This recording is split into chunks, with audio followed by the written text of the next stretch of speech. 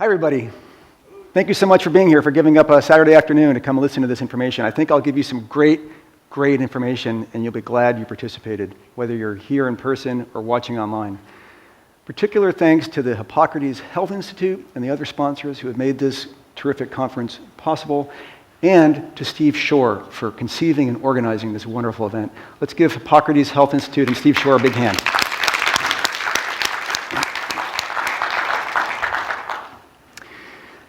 A few years ago, I sent an email to a bunch of friends with a link in it to a factory farming video. And I asked them to watch the video and tell me what they thought of it. And I got a wide range of responses, everything from sort of incredulity to denial and everything in between. But the response that really stuck out was from the dean of a law school, who wrote back and said, the behavior in the video that he saw was deplorable and despicable, but in his view, it was illegal. And that meant that it was an exception or an anomaly. It didn't rise to the level of a systemic problem that he or anyone else needed to concern ourselves with. I didn't actually know whether that was true or not several years ago, but I looked into it, and what I found out really shocked me. And that is that in the last 3 to 4 decades, animal food producers in this country have embarked on an aggressive legislative campaign to emasculate the anti-cruelty protections that once protected farm animals from abuse. That is not all. They have also made it difficult or impossible for consumers in many states to investigate, criticize, or sue them. These legal protections exist like a cocoon surrounding producers and protecting them from the effects of their activity and allowing them, importantly, to offload a significant portion of their costs on a society. By offloading costs, they can lower the retail prices they charge consumers, they can sell more goods, and they can make more money. So these laws have important economic benefits for the producers that lobby so hard to get them passed. Accordingly, one of the themes in my book, and one of the main themes of this talk, is this. We're used to thinking about factory farms as having these 3 problems: ethical, nutritional, and environmental. I think we need to start thinking about factory farms as having problems in this 4th category, and that is economic problems. Another theme that I'll discuss in this talk, and that is a major theme of the book, stems from this somewhat obscure 80s record album. And I like this image because the title of the album is Freedom of Choice. But as you can see, the band members are not actually, either they think they're exercising freedom of choice and they're not, or they're simply not. In any event, the reason I think this is significant is animal food producers in this country have been very successful in diminishing the ability of consumers to make informed and independent decisions about what to eat. Consumers think we have freedom of choice, and we think that we make our own independent decisions when we go to the grocery store to buy food, but in fact, what is really going on is much more complicated, and we'll look at some of that in this presentation. What I would like to talk about in the next hour, 15 or 20 minutes is 4 things. First, I'll look at some of the ways that animal food producers are so successful at manipulating and controlling consumer behavior. Second, I'll look at some of the economic consequences that result from that producer behavior. Third, I'll look at the question whether this market and this system is sustainable in the long term. And finally, I'll propose a couple of solutions to the problems that meatonomics presents. So let's start with one of the ways that producers control consumer behavior. In 1932, Aldous Huxley published this book, A Brave New World. And like the Devo album, the title is ironic because the world that Huxley envisioned for our future was not really a brave new one. It was a creepy, dark, and dystopian one. It's a future in which the government exists for only one purpose, and that's to get consumers to buy more goods. In the Huxleyan future, the government accomplishes its purpose through a couple of ways, the most important of which is that it repeatedly bombards consumers with messages to get them to buy things that they don't necessarily want or need. So, for example, because it's better for the economy for you to buy a new shirt rather than sew up an old shirt that has a rip, these messages say things like, ending is better than mending, or the more stitches, the less riches. I suggest that we are living in a version of this Huxleyan future today. Here's why. Our government, the United States federal government, is engaged in a messaging campaign, and they are bombarding us as consumers with messages to get us to buy more animal foods. We have grown up with these. Depending on how old you are, you may have spent your entire life hearing, reading, seeing these messages. There are things like beef, it's what's for dinner. Milk, it does a body good. Pork, the other white meat. Milk life, pork be inspired. The incredible edible egg. These messages emanate from what are called checkoff programs, just like check a box. The name of the program stems from a time past when they were voluntary. They're no longer voluntary, they're mandatory. And because most people never even heard of these programs, and yet they are incredibly important, I'm going to spend just a couple of minutes telling you how they work and why they're so shocking. Checkoff programs exist to promote a number of animal foods: beef, pork, dairy, eggs, and both fluid and non-fluid milk and lamb. The only thing they don't really cover is chicken. They're created by Congress, and they exist as a statute. And what they say is that the first wholesale buyer of a good must collect and remit a small assessment. They use the word assessment, but it's actually a tax. Any mandatory payment you're required to make that's imposed by government is a tax. So, for example, when a slaughterhouse buys cattle from a rancher, it collects $1 per head, and it sends the money to a central organization that collects the funds. The funds are used for two purposes: promotion and research. Now, there are a couple of salient features of checkoff programs that I must inform you of. First of all, industry likes to say that this is a private commercial endeavor. They say, we, industry, we collect these funds, we pay them to this organization, we oversee how they're spent, and therefore, the implication is, leave us alone. This is just like when McDonald's advertises Big Macs. This is capitalism. It's private. That is actually completely false. In 2005, the U.S. Supreme Court decided an important decision called Johans versus Livestock Marketing. In that case, the court looked at the involvement of the United States Department of Agriculture, or the USDA, in checkoff programs, and it found the USDA is involved in appointing the leadership of the programs, overseeing the collection of funds, overseeing the spending of funds, overseeing editing and vetoing the messages that come out of checkoff programs. Accordingly, the court held when a checkoff program speaks, it speaks the message of the federal government. It speaks what's called government speech.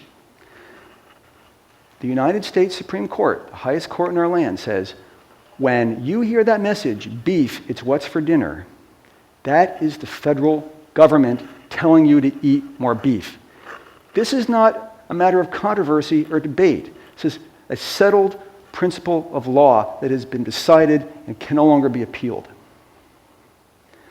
So, first of all, that's pretty Huxleyan, isn't it?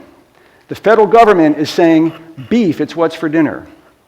The other salient feature of these programs is that the industry likes to say, we're paying the tax. And as I said, Nominally, at least, it is the first wholesale buyer of a good, that's an industry participant, who collects that tax and pays it. However, the research shows that, in that example, that $1 per head of cattle, that is passed on to consumers in the form of higher retail prices. So an economist would say the consumer bears the incidence of that tax. So again, the industry has got it wrong. Now, I said that these programs engage in a couple of things, promotion and research. The promotion, that's the stuff like the messages, beef, it's what's for dinner. The research is perhaps even more troubling. And I want to talk about one of the studies that illustrates what industry-sponsored research looks like. But before I do, I want to take you through a little thought experiment. Let's say you were hired by the tobacco industry to design a study that shows that cigar smoking does not cause lung cancer. Could you do that? Well, if you design the study carefully, you could. Here's one way you might do it. Take 2 study groups or cohorts. Make sure that they both smoke a lot. Let's say 3 packs of cigarettes a day. Give one cohort a cigar a day. Don't give this cohort any cigars. Now, first of all, these 2 cohorts, because they smoke 3 packs of cigarettes a day, their risk of developing lung cancer is significantly higher than that of the general population, right? Let's say it's 2 or 3 times higher. We don't know. This is just a thought experiment. But when this other group gets a cigar a day, it might not materially increase their risk for lung cancer. Why? Because it was already huge, right? And you could conclude that a cigar a day does not increase your risk of lung cancer. And if the tobacco industry ever wants to hire me, I'll design the study for them. Now, let's look at an example of how this is done in animal foods. This is something called the Qureshi egg study, Qureshi. In this study, they took 2 cohorts or study groups for comparison. The characteristics of these study groups are relevant. The mean body mass index of each group was 26, which places it over the threshold for overweight, which is 25. So both groups are overweight. And the mean blood cholesterol level was 220 milligrams per deciliter. And as you may know, the accepted clinical safe level is 200.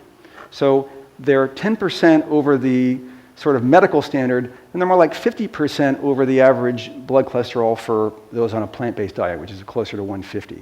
So 2 cohorts who are overweight and have high cholesterol. The study sets out to ask the question, or to answer the question, if we feed one of these cohorts an egg a day, will it increase their risk of heart disease? And guess what?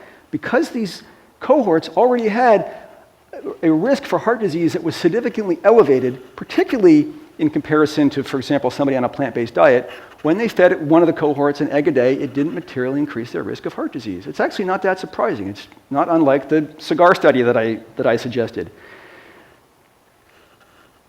When a better designed study was done in Japan, it compared 2 cohorts who ate very small amounts of animal foods and were generally healthy. Those cohorts one of them got no eggs, and one of them got an egg a day. And guess what? The egg a day cohort had a significantly higher risk of mortality than the other cohort. This kind of research is misleading and dangerous.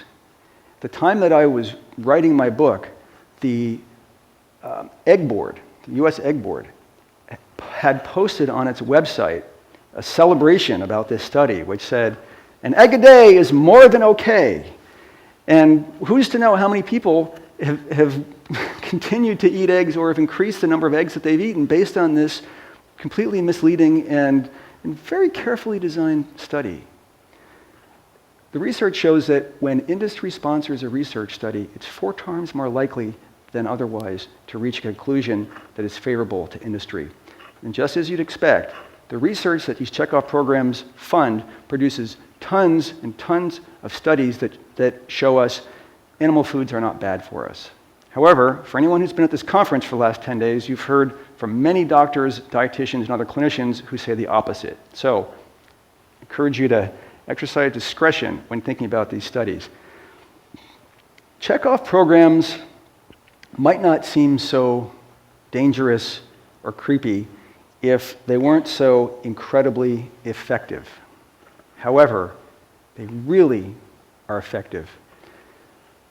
This slide contains data that the checkoff programs themselves release. And this shows that in a typical recent year, these programs spent about $550 million, and the extra sales that resulted in the bottom right corner was about $4.6 billion. It's about an average 8-to-1 return on investment. Any business person would be thrilled to get that kind of return on their marketing dollars. Now you might say, that's a good thing. The economy is recovering from a recession. This means increased spending and stimulus and job creation, and those are all things that we want. As we'll see in some of the ensuing slides, these extra sales of animal foods are not good for our economy. They're bad for our economy, and we'll see why. Here's another problem with checkoff programs. Americans don't actually need to be told to buy more animal foods because in virtually every age and sex demographic, people already consume more than the USDA says they should. All of the data on this slide comes directly from the USDA, both the recommendations and the actual consumption data. And what it shows is that, for example, in the group of males 30 to 39, they're consuming 2/3 again as much meat, eggs, and seafood as the USDA says they should. So why is the government telling them to eat even more by saying beef, it's what's for dinner? It doesn't make any sense. It's Huxleyan. For those who came in late, Huxleyan refers to the book Brave New World, in which the government tries to get people to buy things they don't want or need. I don't think Americans want or need animal foods in any quantity, let alone in these absurd quantities at which we're consuming them today. 1 in 3 Americans is obese. 2 in 3 Americans is overweight. 1 in 3 Americans has heart disease. That's an astonishing statistic.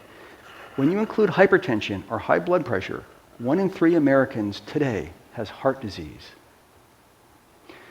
We have just about doubled our consumption of animal foods in the last 80 years. We've gone from about 100 pounds per person in 1935 to just under 200 pounds per person today. Depending on which ranking you look at, the United States either is number 1, 2, or 3 in the world in terms of per capita meat consumption. We eat, on average, 3 times as much per capita as the rest of the world. We also have, on average, 3 times the rate of cancer as the rest of the world. We're a nation of sick and overweight people, and it's largely the result of what we eat. Not just animal foods, we also eat a lot of processed foods and sugary foods, but the clinical literature establishes beyond doubt animal foods are contributing to these problems. Our government should not be behind efforts to get us to eat more of them. It just doesn't make any sense.